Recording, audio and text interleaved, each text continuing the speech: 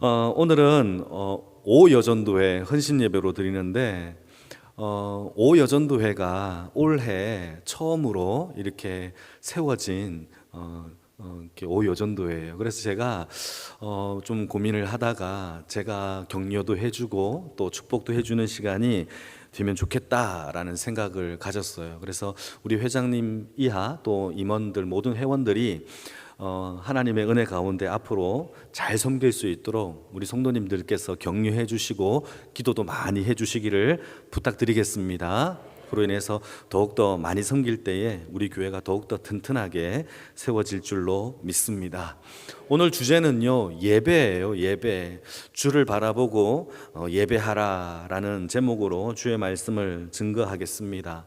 여러분, 이 땅에서 하나님, 다시 말해서 이 땅에 있는 모든 피조물 가운데 하나님께 예배 드리는 피조물은 인간밖에 없어요.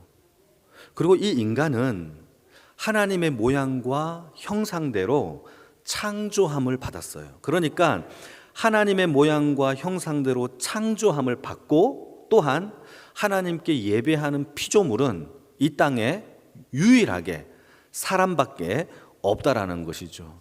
그래서 하나님이 인간을 창조하실 때 자신의 모양과 형상대로 창조한 이유가 뭐냐?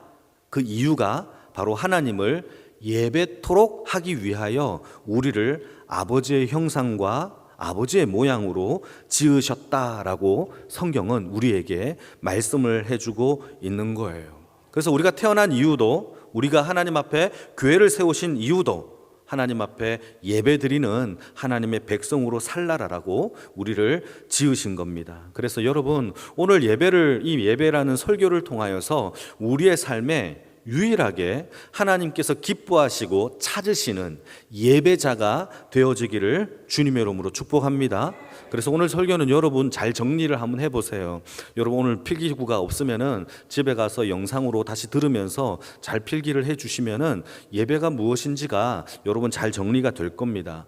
예배라는 것은 무엇이냐? 몇 가지 중요한 내용이 담겨져 있어요. 첫 번째, 예배라는 것이 무엇이냐 하면 원래 예배라는 것의 원래 뜻은 종이 주인에게 엎드려 절하는 것이 예배의 뜻이에요. 다시 말해서 첫째, 예배란 뭐냐? 종과 주인의 사이에서 종이 주인에게 엎드려 절하는 행위가 예배의 뜻입니다. 그래서 여러분, 단순히 예배는 하는 것, 예배하자, doing이 아니에요. 예배 보러 가자, seeing이 아니에요. 예배는요, 서비스예요. 다시 말해서 내가 다운되어서 엎어져서 하나님 앞에 올려드리는, 내 자신을 드리는 서비스의 행위가 바로 예배라는 것이죠. 그래서 오늘 본문에 요한복음 4장 20절 말씀을 한번 읽어볼까요? 읽겠습니다. 시작. 우리 조상들은 이 산에서 예배하였는데 당신들의 말은 예배할 곳이 예루살렘에 있다 하더이다 라고 할 때 이 예배가 헬라 말로 뭐라고 쓰여져 있는 거냐 하면은 프로스퀴네오라는 단어를 썼는데, 이 단어의 뜻이 사전을 찾아봐서 뜻을 찾아보면은 종이 주인의 발에 엎드려 발 아래 발에 키스하는 거, 엎드려 절하면서 키스하는 거, 이게 바로 뭐냐? 입을 맞추는 것이 예배의 절하다의 뜻이에요. 여러분, 굉장히 중요한 포인트입니다. 그러니까 예배는요, 엎드려 절하는 종이 있어야 돼요. 그리고 그 예배를 받으시는 주인이 있어야 돼요. 그러니까 예배는요, 종과 주인의 관계 속에서 엎드려 절하여 드리는 종과 그 예배를 받으시는 주인의 관계가 맺어지는 그 현장이 예배인 거예요. 그 예배가 우리가 쉽게 생각할 수도 없고 간과할 수도 없고 뭐 할까 말까 이 정도가 아니에요. 그 시간은 하나님과 맺어진 종이 주인에게 엎드려 절하는 시간이라는 사실을 기억하기를 축복합니다. 그럼 왜 엎드려야 되느냐? 첫째, 피조물인 저와 여러분들은 창조주이신 하나님께서 우리를 지으셨기 때문에 우리가 절해야 돼요. 뿐만 아니라 성경에는 우리를 다스리시는 왕이세요. 왕이, 백성이 왕에게 절을 해야 되는 게 당연한 거죠. 그리고 또 한 가지가 더 있어요. 하나님은 우리의 아버지, father, 아버지가 되시기 때문에 우리는 그분의 자녀예요. 그래서 아버지께 절하는 것이 마땅하다라고 하는 것이 제 얘기가 아니라 성경에서 말하고 있는 예배에 합당한 이유입니다. 첫째, 창조주 하나님이시고, 두 번째, 우리의 왕이시며, 또한 우리의 아버지시기 때문에 우리가 예배를 엎드려 절해야 된다라고 성경은 우리에게 얘기하는 것이죠. 그러니까 예배는요, 엎드려 절하는 이 종과 또 이 예배를 받으시는 주인과의 확실한 구분이 나타나는 것이며, 그 예배의 행위가 엎드려 하나님 앞에 경배하는 것으로 나타나는 것이 바로 첫 번째 예배의 뜻입니다. 사랑하는 성도 여러분, 우리가 하나님 앞에 이 예배를 통하여 하나님 앞에 바짝 엎드려 아버지께만 예배하는 주의 백성, 또 주의 자녀, 또 하나님의 피조물이 되어지기를 축복합니다. 그게 첫 번째죠. 두 번째 예배는요, 중요한 또 포인트가 있는데, 예배는요, 주인의 말씀을 주인께서 전해준 그 말씀을 전하고 선포하고 전파하는 강론이 있어야 돼요.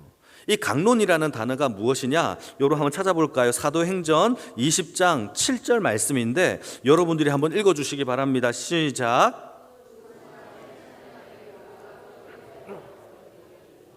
바울이 이튿날 떠나고자 하여 그들에게 강론할새 말을 밤중까지 계속했대요.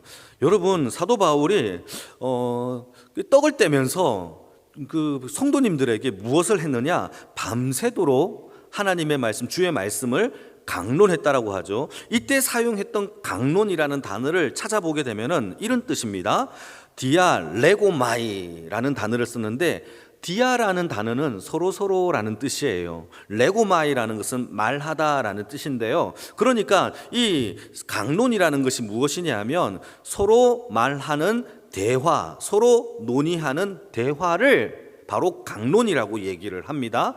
그러니까 설교라는 것은 일방적으로 설교자가 들으라 하면서 전하는 것이 아니라 청중과 전하는 자가 주인의 말씀을 가지고 이것을 함께 서로 대화하는 거예요. 말씀을 전하는 자가 전하면 청중들이 아멘하며 화답하고, 설교를 전하는 자가 주인의 말씀에 대하여 감사하면 청중도 함께 감사하고, 찬양하면 함께 찬양하는 것이, 이러한 대화가 이루어지는 것이 강론이라는 거예요. 그러니까 예배 때 우리가 절대 놓쳐서는 안 되는 것이 하나가 있는데, 아버지의 말씀, 주인의 말씀, 왕의 말씀, 그 말씀을 붙잡고 공동체와 함께 나누고 묵상하고 들려줌으로 인하여 서로 말씀의 풍성한 교제가 일어나는 것이 바로 예배다라고 성경은 이야기하고 있는 겁니다. 여러분, 우리의 예배 가운데 하나님의 말씀을 선포할 때에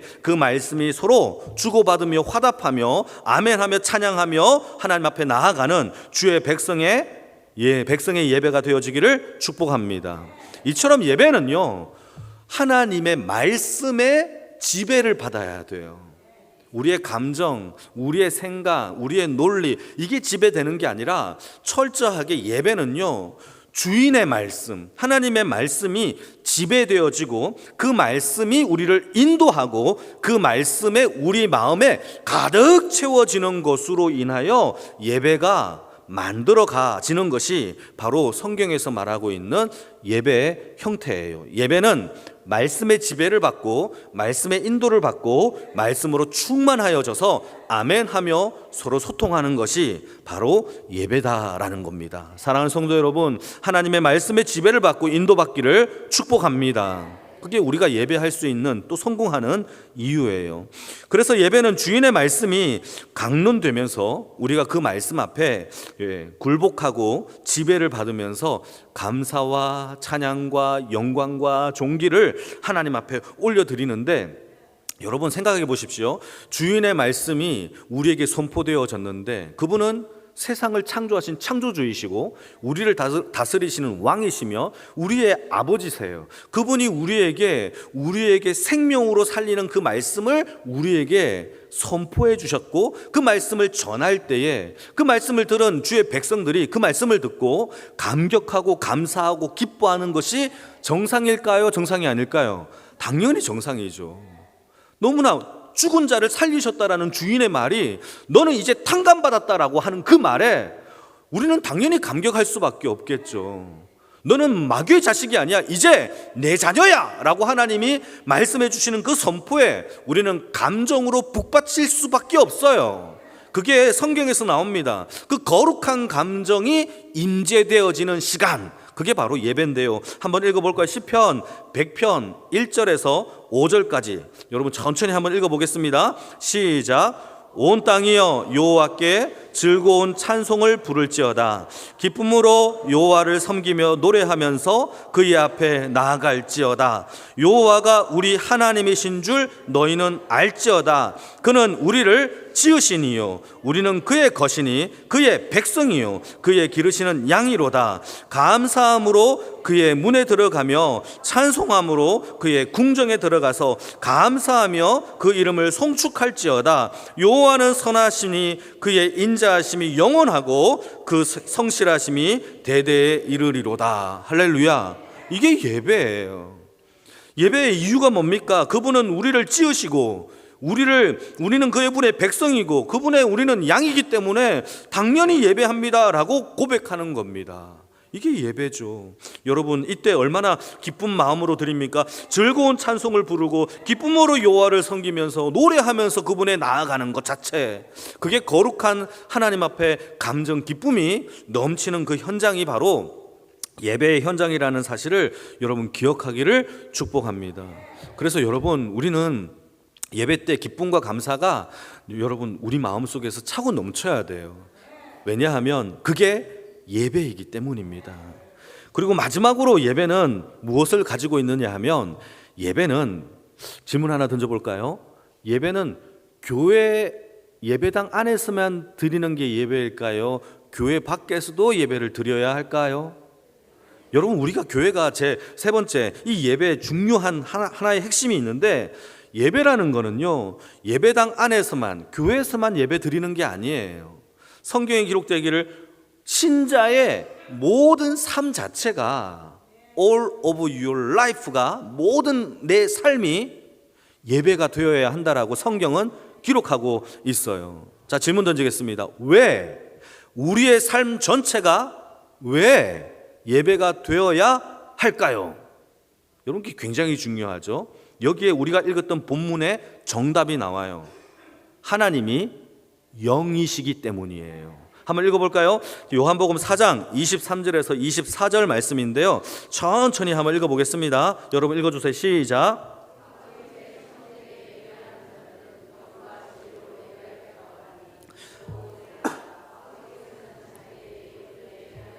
찾으시느니라. 하나님은 영이시니 예배하는 자가 영과 진리로 예배할지니라. 여러분, 하나님은요 영이세요. 다시 말해서 시간과 장소에 갇혀 계신 분이 아니에요. 그렇다면 여러분, 예배당 안에서 지금 드리는 이 예배의 시간과 장소가 이것만 예배라면, 여러분, 하나님은 우리의 삶 밖에서, 교회당 밖에서는 우리의 예배를 안 받으시나요? 아니라는 거예요. 하나님은 영이신데 여기에 갇혀져 있나요? 시간과 장소에 갇혀져 있나요? 그렇지 않다라는 거예요. 하나님은 영이십니다. 이 삶과 시간 모든 전체가, 여러분, 우리의 삶 가운데서 하나님은 영이시기 때문에 우리의 시간과 공간에 갇혀 있는 분에게 예배 드리는 것이 아니라 우리의 모든 삶 전체가 여러분 예배가 되어지기를 주님의 이름으로 축복합니다. 특정한 시간, 특정한 그런 공간에 갇혀 계신 분이 아니라 언제 어디서든지, 주님은 어디서든지 함께 계시기 때문에 우리의 삶 전체가 다 예배가 되기를 하나님은 원하고 계신다라는 사실이죠. 하나님은 예배하는 자를 찾으십니다. 아멘입니까? 만약에 하나님이 영이 아니시면 예배 시간에 예배 드리는 사람들 중에서만 찾겠죠. 근데 하나님은 예배 드리는 사람들 중에 찾는 게 아니라 하나님은 우리의 삶 전체에서, 우리의 삶의 모든 삶에서 하나님께 예배 드리는 자를 찾고 계세요. 얼마나 편합니까? 만약에 예배당 안에서만 하나님이 찾으신다면 정말 거룩한 표정으로 이렇게 예배 드리면 되잖아요. 그럼 나가면 자기 멋대로 살면 되죠. 그게 아니라는 거죠. 하나님은 영이십니다. 영과 진리로 예배하는 자를 오늘도 하나님은 찾고 계신다라는 사실을 믿으시길 축복합니다. 그래서 가정에서, 직장에서, 여러분 우리의 모든 삶에서, 군대에서도, 세계 어디 곳곳에서도 여러분 하나님께 예배 드릴 수가 있어야 한다라는 사실을 기억하시기를 축복합니다. 두 번째, 왜 그러면 또 한 가지 더 우리의 삶 전체가 예배가 되어야 하느냐? 그 이유가 또 성경에 기록되고 있어요. 여러분 로마서 12장 말씀을 한번 읽어볼까요? 로마서 12장 1절 말씀입니다. 시작. 그러므로 형제들아, 내가 하나님의 모든 자비하심으로 너희를 권하노니 너희 몸을 하나님이 기뻐하시는 거룩한 산 제물로 드리라. 이것이 너희가 드릴 영적 예배니라. 여러분, 우리의 몸을 거룩한 산 제물로 드려야 영적인 예배가 성취되기 때문에 여러분 우리의 삶 전체가 산 제물이 되어야 한다라는 거죠. 이건 제 얘기가 아니죠. 하나님께서 우리에게 받으시는 그 예배는 우리의 삶 전체가 살아있는 제물이 되기를 원하신다라는 거예요. 여러분, 우리의 삶 전체가 살아있는 예배자가 되기를 축복합니다. 이때 살아있다라는 단어를 헬라말로 보게 되면은 자오라는 단어를 썼는데, 이 자오라는 단어는 생명을 주다, 살아있다, 움직이다 이런 뜻이에요. 그러니까 우리가 예수의 생명, 자오, 생명을 우리가 가지고 있다면 우리는요, 이 예배 시간에만 은혜를 받고 밖에 나가서는 은혜를 못 받는 게 아니에요. 교회당 안에서도 은혜를 받는다면 이 생명은 교회당 밖에서도 은혜를 받을 수 있고, 우리가 어떤 일을 해서도 하나님 앞에 영광을 올려드릴 수 있는 생명이 저와 여러분들에게 있기 때문에 우리는 어디서든지 교회 안이나 밖이나 하나님 앞에 은혜와 성장과 변화와 거룩한 예배를 우리의 삶 전체로 드릴 수 있다는 것이 성경의 이야기인 줄 믿으시길 축복합니다. 조금 더 쉽게 얘기하면 여기 살아있는 꽃이잖아요. 살아있는 식물과 손으로 만든 조화의 차이를 보게 되면 쉽습니다. 살아있는 꽃은요, 살아있는 식물들은요, 물을 주는 시간에만 자랍니까? 아니죠. 물을 주고 물을 안 주는 시간에도 자라요, 안 자라요? 자라요. 낮에만 광합성을 해서 자랍니까? 밤에는 안 자랍니까? 밤에도 호흡을 하면서 자라요.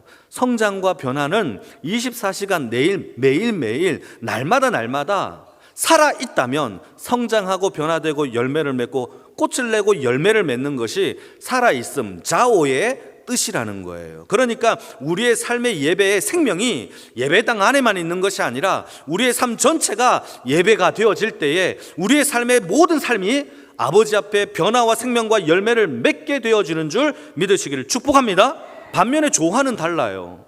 조화는 죽은 꽃이죠. 아무리 예쁘게 보여도요, 물을 준다고 해서 자라는 것도 아니고, 물을 준다, 영양분을 막 거름을 준다고 해서 잎을 내거나 또 뭐 열매를 맺는 게 전혀 아니에요. 아무리 예쁘게 보여도 여러분, 조화는 죽은 거예요. 여러분, 죽은 것과 생명이 있는 건 달라요. 아무리 예쁘게 보여도 죽은 것은 변화 없어요. 열매 없어요. 자람도 없어요. 여러분, 저와 여러분들이 자라고 있습니까? 변화되고 있습니까? 열매가 있습니까? 이걸로 인하여 예배에 생명이 있느냐, 예배에 생명이 없느냐, 이거의 차이를 알 수 있다는 사실이에요. 여러분, 예배에 성공하기를 주님의 이름으로 축복합니다. 그게 여러분, 이 땅에서 우리가 추구해야 할 가장 귀한 거예요.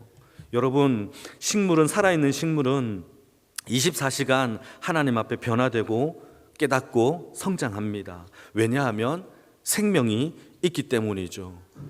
예수의 생명이 있으십니까? 우리의 삶 전체가 예배가 되어지기를 축복합니다. 성장하고 변화되고 내 삶 가운데 실수한 거 있으면 다시 무릎을 꿇고 하나님 앞에 회개하며 다시 그분을 잘라내고 다시 성장하면 되는 거예요. 창세기 4장 말씀을 보시게 되면은 가인과 아벨의 제사의 모습이 등장을 해요. 이때 우리가 좀 주목해 봐야 할 게 있는데, 가인과 아벨이 동시에 예배를 드려요.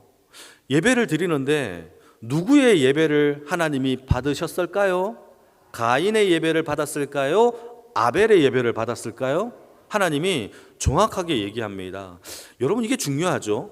아벨의 예배를 받으셨어요. 그런데 받지 않는 예배도 있다라는 거예요. 사랑하는 성도 여러분, 가인과 아벨은요, 하나님 앞에 정성껏 자기의 제단을 쌓고 예배를 드린 자들이에요. 그냥 우리처럼 주일날 딸랑 오는 게 아니라 제단을 쌓아야 되고 자기가 가지고 있는 물건을 가지고 또 재물을 가지고 하나님 앞에 드려야 되는 그런 제사를 드렸단 말이에요. 그럼에도 불구하고 하나님이 받지 않는 제사가 있다면, 그럼에도 불구하고 받지 않는 예배가 있었다면 우리의 예배도 경각심을 가지고 들여다봐야 됩니다. 우리의 예배 가운데서도 받지 않을 예배가 있다라는 사실을 우리가 성경이 우리에게 반증해 주는 거예요. 자, 그렇다면 어떻게 아벨의 예배는 받았고 가인의 예배는 받지는 않았을까? 이거를 보자고요. 한번 읽어볼까요? 창세기 4장 4절에서 5절 말씀 한번 읽겠습니다. 시작.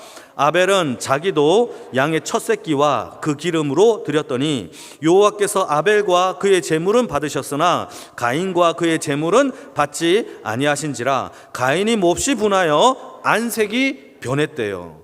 여러분, 여기서 중요한 포인트가 하나 있어요. 하나님께서 아벨의 제사를 받으실 때의 표현을 보게 되면 아벨과 그의 제물을 받으셨대요. 두 가지를 얘기합니다. 드리는 그 헌제자, 그 자신과 제물, 이 헌물을 두 개를 동시에 받았대요. 다시 한번 여러분 자막을 다시 한번 열어주실래요? 시작. 아벨은 자기도 양의 첫 새끼와 그 기름으로 드렸더니 여호와께서 아벨과 그의 제물은 받으셨으나 가인과 그의 제물은 안 받았대요. 중요하죠. 하나님이 받으시는 게 두 가지예요. 저를 보실까요? 우리의 예배 가운데 하나님이 받으시는 거는요, 우리가 가지고 온 빈손으로 오지 아니하는 제물과 그리고 우리의 몸을 받으신다라는 거예요. 중요합니다. 그러면 아벨과 그의 제물은 받으셨는데 왜 가인과 그의 제물은 받지 않았을까? 그에 대한 답이 7절 말씀에 나와요. 왜 안 받았는지를 설명을 해줍니다. 같이 한번 읽어볼까요? 4장 7절 같이 읽겠습니다. 시작. 네가 선을 행하면 어찌 낫을 들지 못하겠느냐? 선을 행하지 아니하면 죄가 문 앞에 엎드려 있느니라. 죄가 너를 원하나 너는 죄를 다스려야 한다. 여러분, 이 성경에 쉬운 성경의 버전으로 보게 되면 영어입니다. 영어 성경에 보게 되면 쉬운 성경이 여러 가지가 있어요. NIV 이것도 쉬운 성경의 버전이고요. 그리고 또 하나 있어요. 컨템포러리 잉글리시 버전이 현대인의 성경인데 미국 사람들이 가장 많이 보는 성경 중에 하나입니다. 그 성경을 번역을 제가 해왔어요. 한번 읽어볼까요? 이게 바로 조금 전에 읽었던 성경의 번역 본문입니다. 같이 읽겠습니다. 시작. 만약 당신이 옳은 일을 했다면 당신은 웃을 것입니다. 그러나 당신은 잘못을 저질렀습니다. 이제 죄가 사자처럼 당신을 공격하려고 기다리고 있습니다. 죄는 당신을 파괴하고 싶지만 그렇게 놔두지 마세요. 이게 바로 조금 전에 읽었던 7절에 번역한 현대인의 성경의 번역문이에요. 미국 사람들이 보는. 여러분, 여기에서 중요한 얘기가 있죠. 가인은 자신의 삶이 하나님 앞에 드려질 합당한 예배의 삶으로 드리지 않았다라는 거예요. 여기서 뭐라고 얘기하느냐? 만약 당신이 옳은 일을 했다면, 과거형이에요. 당신의 삶이 하나님 앞에 보시기에 합당했다면 당신의 예배가 하나님께 올려졌을 것입니다 라고 얘기하는 거예요. 여러분, 우리의 삶이 전체가 예배라는 것을 성경은 얘기하고 있습니다.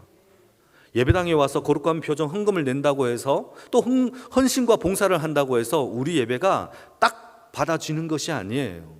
우리의 삶 전체가 아버지 앞에 보시기에 거룩한 삶의 예배가 되어지기를 축복합니다. 그래서 여러분 주일을 기다리면서 여러분 신부 대기실에서 신랑을 기다리는 그런 자의 삶의 모습에 그게 예배자의 모습이에요. 언제 나오시나? 언제 나오나? 언제 나를 데리고 오지? 라는 그 간절한 마음으로 웨이팅하며 기다리는 자의 삶이 바로 우리가 드려져야 할 진짜 예배자의 모습이라는 거죠. 가인은 자신의 삶까지 하나님께 드리지 않았어요. 자기의 분노 참지 않았어요. 자기의 쾌락 참지 않았어요. 자기가 하고 싶은 거 참지 않았어요. 이게 바로 그가 실패한 이유예요. 우리의 예배가 우리의 삶까지도 받을 수 있도록 하나님께서 찾으시는 예배자가 그런 자들이에요. 오늘도 예배하는 자를 찾으세요. 예배당 안에서 딱 주일날 1시간 예배 드리는 자를 찾는 게 아니에요. 우리의 삶 전체가 하나님 앞에 삶과 제물이 될 수 있는 그 예배자를 오늘도 구별하여 드리는 주의 백성, 특히 오여전도회 모든 주의 백성들이 되어지기를 축복합니다. 예배만 성공해도 하나님 앞에 우리가 하나님 앞에 받을 복들이 너무 많아요. 하나님께서 우리에게 찾으시는, 하나님께서 사람을 찾는데 어떤 자를 찾느냐, 그 예배, 삶이 예배인 자를 하나님이 찾으신다면 여러분 그거에 한번 도전해보고 싶지 않습니까? 오늘도 나를 찾아서 하나님이, 여러분 세상의 왕이, 이 세상의 대통령이, 여러분들의 회사의 CEO가 여러분을 찾는다고 생각해 보십시오. 얼마나 뿌듯하겠습니까? 그런데 나를 지으시고 이 세상을 지으신 창조주 하나님이 오늘 저를 찾았다라고 여러분 생각한다면, 와, 이거 얼마나 기뻐요. 감격이, 거룩한 감정이 북받쳐 오를 수밖에 없죠. 기쁨으로 여호와를 섬기며 노래하면서 그의 앞에 나아가는 것이 얼마나 살떨리고 얼마나 행복한 일이겠습니까? 그게 예배라는 거예요. 여러분 오늘 예배 가운데 여러분 하나님께 예배의 성공자가 되어지기를 축복합니다. 오늘 사마리아 여인이 이런 얘기를 하는 거예요. 우리 조상들은 이 산에서 예배했고 저 산에서 예배했고 막 그렇게 얘기를 합니다. 그런데 막 이렇게 얘기하는데 예수님께서 하는 말은 그게 아니에요. 이 산이냐 저 산이냐 그게 중요한 게 아니라는 거예요. 이 산도 저 산도 아니라 참되게 예배할 때가 오나니 그때는 아버지께 예배할 때가 온다라는 거예요. 중요한 포인트가 뭔지 아십니까? 장소가 아니에요. 우리가 누구에게 예배하느냐, 아버지께 예배하는 것이 그 대상이 더 중요하다라고 성경은 이야기하고 있는 겁니다. 우리가 무엇을 예배합니까? 예수님께서는 마지막 때에 두 종류의 예배자가 있대요. 하나는 하나님을 예배하는 자, 또 하나는 재물, 돈을 예배하는 자가 있대요. 여러분 우리는 무엇을 예배합니까? 우리의 삶 가운데 무엇을 찾고 있고 무엇을 기다리고 있습니까? 기다리는 게 예배예요. 여러분 우리 신랑 되신 예수님만, 하나님만 바라보고 예배하는 그의 인생이 되어지기를 축복합니다. 그게 예배죠. 여러분 솔로몬이 하나님 앞에 거룩한 성전을 지었어요. 그리고는 하나님 앞에 봉헌, 하나님 앞에 드린다라는 이 봉헌의 기도를 하고 하나님 앞에 기도를 하고 있는 데에, 그때에 하나님이 솔로몬에게 그 봉헌 기도, 성전에 대한 봉헌 기도에 대한 응답을 하나님이 해 주십니다. 그때 하나님이 솔로몬에게 어떤 대답을 해 주시느냐, 이런 대답을 해 주십니다. 너희들의 이스라엘 백성들이 성전을 향하여 하나님께 기도할 때 내가 응답하겠다라고 하면서 하나님의 율법과 규례를 잘 지키면 내가 너희들에게 다윗에게 허락하여 주신 모든 복을 너희 자손들에게 다 주겠다. 그러나 너희들이 아버지의 율법과 규례를 떠나 산다면 하나님께서 심판하신다라고 얘기하는데, 자 한번 들어봅시다. 어떤 심판인지. 왕상 9장 6절에서 7절 말씀 천천히 한번 읽어봅시다. 시작.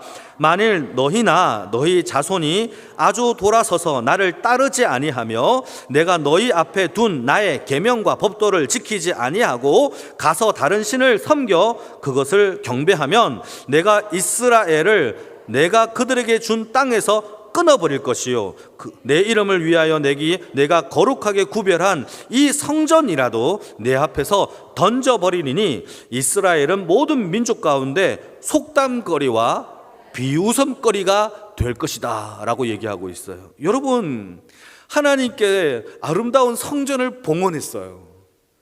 이 봉헌한 하나님의 응답이 너희들이 하나님의 말씀대로 살지 않고 너희 삶이 예배가 되지 않는다면 이 성전이라도 나는 버릴 것이다. 가나안 땅에 들어가도 너를 죽여버릴 것이다. 이게 하나님의 응답이에요. 여러분 예배는요 삶이 예배가 되어야 합니다. 우리의 삶 가운데 날마다 거룩한 변화가 일어나는, 성화가 일어나는 그러한 예배자가 되어지기를 축복합니다. 성전이 중요하지만 우리의 삶의 예배가 더 중요해요. 오직 여호와만 사랑하는 그러한 하나님께 예배드리는 주의 백성의 모습이 우리 오여전도회와 함께 영광교회 모든 식구들이 하나님 앞에 충족되어지고 충만하여지기를 축복합니다. 여러분, 제가 좋아하는 책 중에 하나님의 임재 연습이라는 로렌스 형제에 관한 이야기의 책이 있어요. 여러분, 로렌스 형제가 왜 로렌스 형제냐 하면, 예전에 제가 한번 설명한 적이 있는 것 같은데, 이 로렌스라는 사람이 성당의 신부가 되기를 원했어요. 그래서 신부 시험을 쳤는데 떨어졌어요. 그런데 그 성당에서 열심히 섬기고 싶은 마음이 있어서 이번에는 요리사로 지원을 하여 요리사가 된 겁니다. 그래서 이 요리사인 이 로렌스가 이름이 로렌스 신부라는 이름을 받은 게 아니라, 그는 신부가 아니니까 로렌스 형제라는 직함을 받은 거예요. 거기에 있는 모든 사람들은요 다 신부예요. 근데 로렌스만 그냥 형제인 거죠. 로렌스 형제님, 로렌스 형제님. 그런데 이분이 하나님 앞에 요리를 하면서도, 책을 읽으면서도, 설거지를 하면서도, 식당에서 밥을 나르면서도 모든 삶이 하나님 앞에 하나님을 임재하고 내 삶의 예배자가 되게 했던 겁니다. 많은 신부님들이 이 로렌스 형제를 보고 어떻게 저렇게 이 스데반의 얼굴처럼 천사의 얼굴을 하면서 지낼 수 있지? 라고 하면서 만들어진 책의 내용이 하나님의 임재 연습에 대한 내용이에요. 그분이 뭐라고 얘기를 하느냐? 이렇게 얘기합니다. 나는 요리사인데 요리하는 주방에서 일하는 그 시간과 하나님께 말씀과 기도하는 시간이 내게는 똑같은 예배의 시간입니다 라고 얘기를 해요. 또 한 사람을 또 소개할게요. 여러분, 황금의 입술이라고 불려지는 언어의 마술사, 설교자의 모범이 되는 크리스토스 톰이라는 목사님이 계십니다. 교부이신데요. 크리스토스 톰이라는 이 목사님이 어떤 이야기를 했느냐 하면 이런 얘기를 해요. 내 눈이 악한 것을 보지 않을 때 나는 예배하는 거예요. 참 멋있지 않습니까? 깨달으신 분들만 아멘. 내 혀가, 입술이 더러운 말을 하지 않는 것이 나는 하나님께 드리는 헌물입니다. 내 삶의 갈자리에 구별하여 거룩한 삶을 구별하는 것이 하나님께 찬양 드리는 거예요. 그렇게 얘기한 거예요. 여러분, 이것을 우리가 기억해야 합니다. 우리의 삶 전체가 내 삶의 입술, 눈과 내 받은 발걸음이 하나님 앞에 예배가 되고 찬양이 되고 헌물이 될 수 있는 주의 백성이 되어지기를 축복합니다. 이러한 점에서 예배는요 참 귀해요. 우리의 예배가 성공하면 우리의 삶이 성공하는 거예요. 그렇잖아요? 예배의 성공이 삶의 성공이에요. 그러니까 삶이 성공하면 하나님과 교제가 성공하는 것이고, 이 교제로 인하여 하나님의 말씀의 지배를 받고 인도함을 받고 충만하여지는 것이 바로 진짜 하나님 앞에 엎드려 절하는 바로 경배의 예배인 줄 믿으시기를 축복합니다. 오늘 오여전도의 헌신 예배를 통하여서 하나님의 크신 은혜가 임하기를 축복하고, 더욱더 가장 중요한 것은 오여전대뿐만 아니라 우리의 예배가 성공할 때에 여러분, 우리의 삶이 다 성공되어질 줄로 믿습니다. 여러분, 오여전대를 위해서 많이 기도해 주세요. 엄마로서, 아내로서, 또 교회에서는 직분자로서의 섬기실 때에 오직 하나님만 바라보고 예배하며 하나님께 영광을 올려드릴 수 있는 귀한 여전도회가 되기를 주님의 이름으로 축복합니다. 우리 같이 한번 기도하시죠.